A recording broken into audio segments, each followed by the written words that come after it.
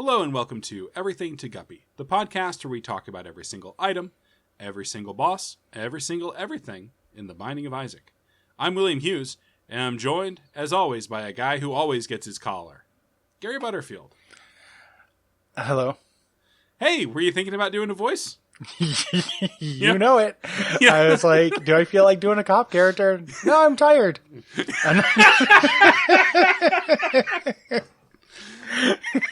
So decided against. One vote against, 100% of the votes counted. Yeah. Not doing the cop character. Because we try to avoid hot button political topics on this show. Yeah, ACAB, whatever. Yeah, we all cover our bases. ACABGUPPY. Yeah, all caps are bastards. Guppy. How are you doing? I'm doing okay, Gary. It's incredibly hot. Man, is it time for the torso report? I think it is.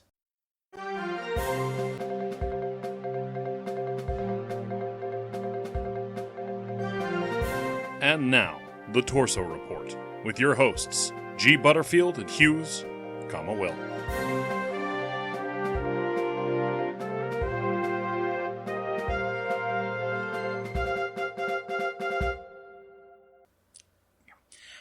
I had a very bad torso day yesterday. I'm sorry, man. Yesterday was a rough day in Portland. Yesterday was hot. Yeah. I had to have a long conversation with my girlfriend about the smells my body was producing.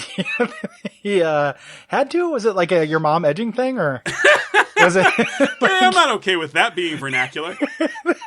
I'm it's okay a shorthand when you explain something and don't need to. I don't understand why it's weird. Gary, I'm completely fine with us having a shorthand for child kidnapping. Sure. But I'm less comfortable with that. Just saves time. Yeah.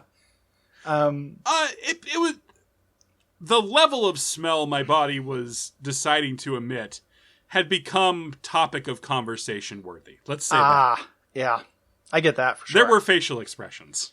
Yesterday I was watching the Deadwood movie with my girlfriend, and in my house, the way my apartment is laid out is that the bedroom area, it's a studio, but there's kind of a half wall.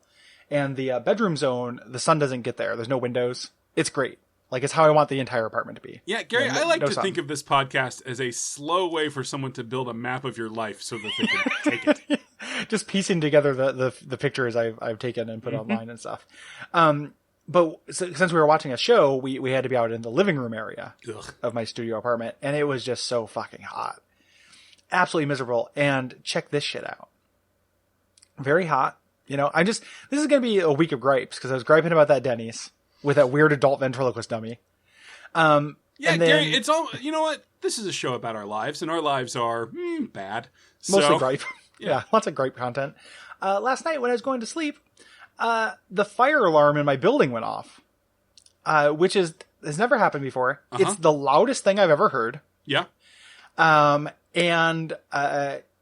Pocket. So Roar is the cat who you had the honor of knowing. It's true. Skittish cat. Maybe the most skittish cat I've ever met. Yes. Very skittish. However, not a tornado made of knives. Pocket. Tornado made of knives, very difficult to gather up in a fire situation. Yeah. And put into a cat carrier. So that was really tricky. You know, go out in my bicycle shorts and my fucking, basketball shorts, not bicycle shorts. Yeah, hot pants. Very different look. And my slippers, managed to get my cat with my phone, just thinking, maybe my apartment's on fire. Hanging outside in the courtyard where it is still too loud to think. My world's on fire. How about yours?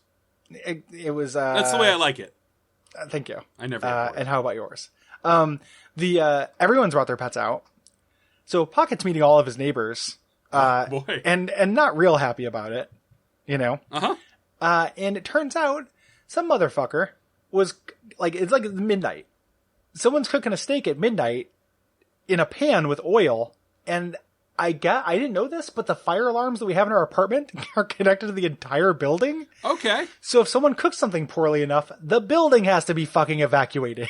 See, that should be on the application. Like, do you know how to cook a fucking steak? Do you know how to make a night steak? To be fair, that is how I cook my steaks. But it's fine. It's fine to pan fry a steak. I don't turn my nose up at. Gary, could you maybe back off my fucking nuts? Your steak, my acumen? Steak cooking. Yeah. Gary, you gotta get Gary, you got to get a fucking sear on there. Now, if this motherfucker was using the wrong oil with a too low smoke point, then yeah, they can go fuck themselves. But Gary, my nuts, you got to get off them. You don't set off your fire alarm every time you make a night steak. About half the time.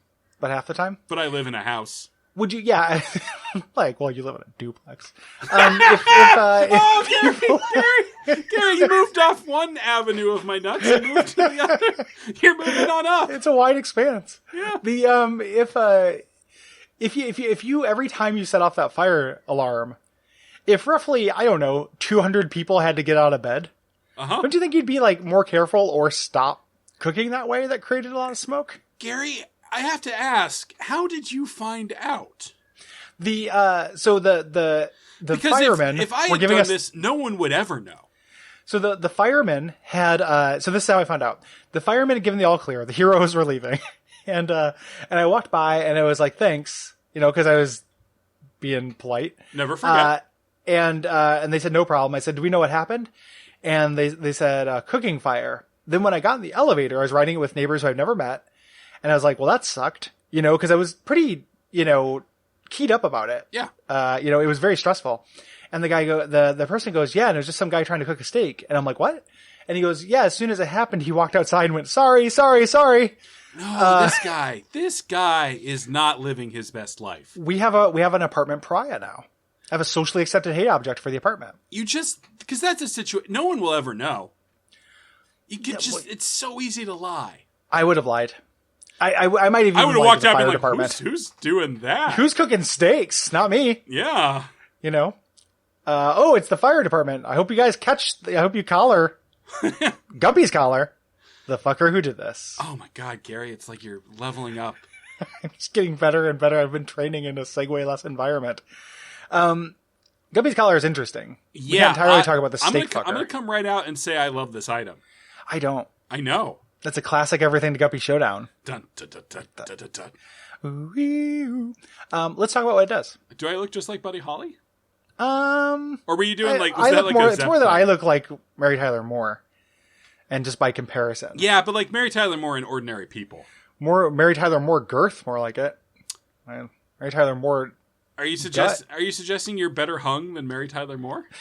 I don't know. She's not known as the Queen of Clits for nothing. Guppy's collar. So you get a permanent 50% chance to resurrect on death. If you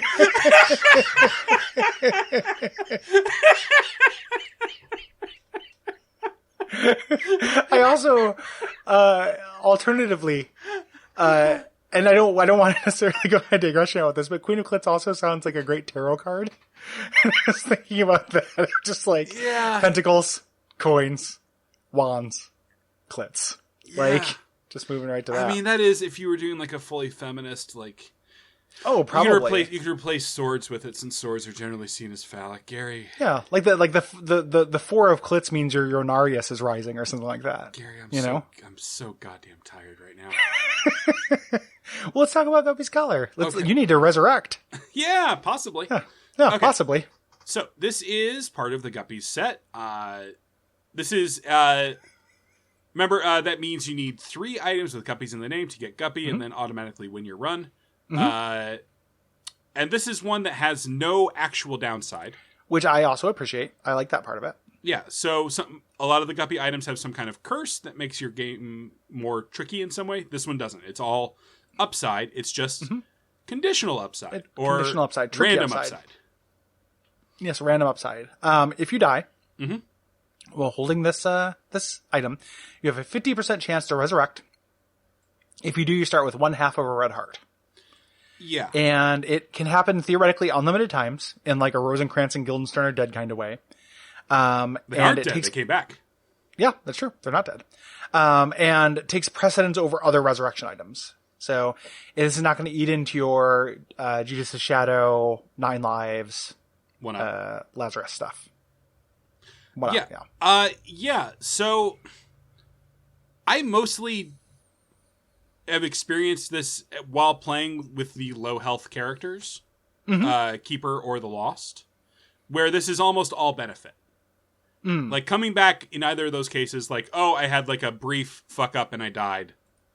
Now I'm back up to full health functionally. Yes. With the loss, definitely. When you're the keeper, do you come back with 1 coin of health? Let me look around. I don't immediately remember. So, okay.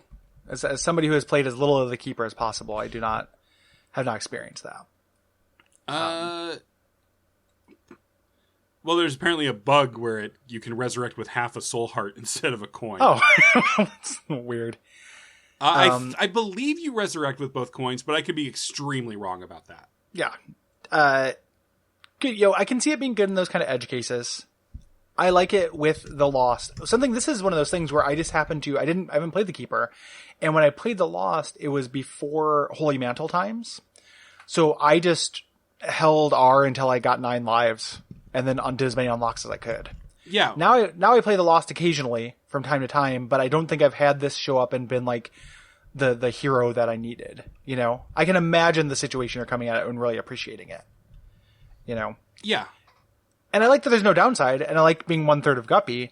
I just don't, when I come back, for me, I associate this with like twisting the knife and just making me try to no-hit Hush or some shit.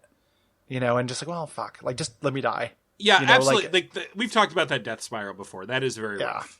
Yeah. So it's just something where I haven't been in this situation where it's similar to the Cursed Skull or what have you, where you get teleported out of the room if you go down to 1/2 of health. And it's like, well, I don't have a huge supply of health on the floor I'm saving. I just have to go now try to do this without getting hit once, and then I die. Yeah. So I can imagine an education which is useful. It's not harmful. I just have not gotten a lot of good feels out of it. Yeah, I am sympathetic to that while still preferring to have the chance to come back over not. Yeah, I can see that. Yeah. This is also interesting in that this was not in the original Isaac. Yeah, got added. Yeah, this was the original Guppy pool was only, 4 items? Yes, everything except for this. Yeah, and then obviously this is a big boost just in terms of like ability to get Guppy. Yeah, like adding just one other item to that red chest pool is huge. Yeah. And you can tell it was added in that thing because there's a little JPEG of its concept. Yeah, when that was coming out and they were teasing things. I love those images. Me too. I wish he had done more of those. Yeah, I love those too. I remember when Afterbirth Plus was coming out and seeing a lot of those. So now if you follow those guys on Twitter, it's tons of GIFs from the Anti-Birth expansion, and it's really cool to see. Yeah, I'm very excited for that. Very fucking excited. It's going to get me, I haven't played Isaac in a long time, actually. I've been in a real gungeon hole, and it's going to get me back on the horse. Yeah, I mean, all right, and of course, if you want to hear about that, you can hear our other show, Everything to Gunji, where I feel like I have like kind of like I don't want to be a dick here. I take kind of a lead role in that show. You do, in spite of being very sick, like both times we've recorded. Gary, I really appreciate. I have so many stomach issues. Yeah, me too. I had to go to the doctor for it recently, so I'm hearing you. Well, that got real. Yeah, it turns out it's one of those, it's the doctor classic of likely nothing. Let's try this minor thing. I hate that shit. That stuff drives me nuts. Just give me a fucking pill. Actually, Gary, I just remembered. Do the surgery. Gary, I just remembered we tried to have a conversation about the consistency of my shit on a recent episode, and I got really rudely interrupted by you. That sounds about right. Yeah, and I just want to say that the metaphor I kind of came up with lately was paintball gun. Oh, that's kind of the like process. A goat. I guess I feel like paintball gun is perfectly evocative. No, I know, but like a goat also shits like paint gun pellets. Great, awesome. I don't fuck Gary.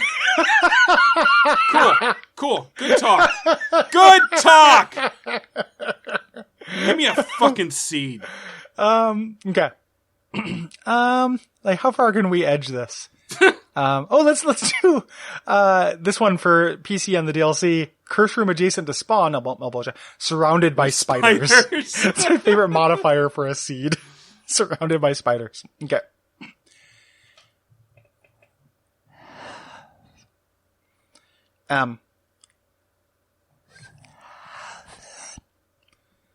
Z. V. J. You sound like a ghost that got impatient. It's like it's Casper's cousin. The impatient ghost. Gasper. You can be friendly and impatient. Listen, I know you're just trying to do your job, but I'm going to need this fucking Denny's food so I can go record. Gary, I feel like the fucking may have knocked you out of friendly consideration. Yeah, I guess you're just trying to do your job is never said in like that's never friendly. I know you're just trying to do your job. Yeah. It's a really damning thing to say to somebody. Like, but it's clearly you're fucking it up. Can we get a move on? Can we? Piece of shit. Hey, pal, can we get a move on? Listen, and pal never means nice either. Yeah. A lot of words mean the opposite.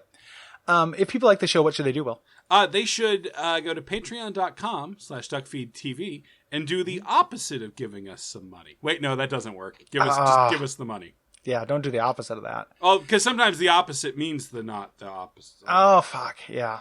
Yeah. Like, don't be a pal. That's right. And give us some money. Yeah, I don't know. It's language, man. It's really a beautiful tapestry. It is a beautiful tapestry, specifically English. You know? I'm gonna give my usual sales pitch. If you enjoy this show, in addition to all the actually good Duckfeed content, consider kicking your pledge up $1. I've seen, I saw a couple of people do that. That's amazing. We got a couple 10s to 11s I saw. And I was like, oh, that's very sweet. That is fantastic. I appreciate that everybody. so much.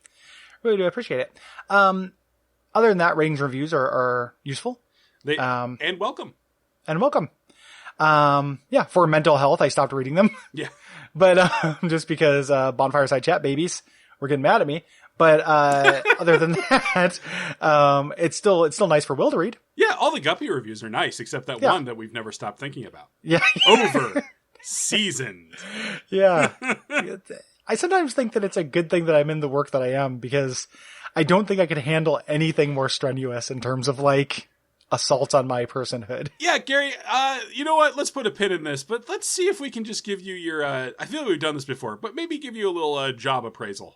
Okay. I think we've done this before very recently, but... can never do it often enough. Good night. Good night.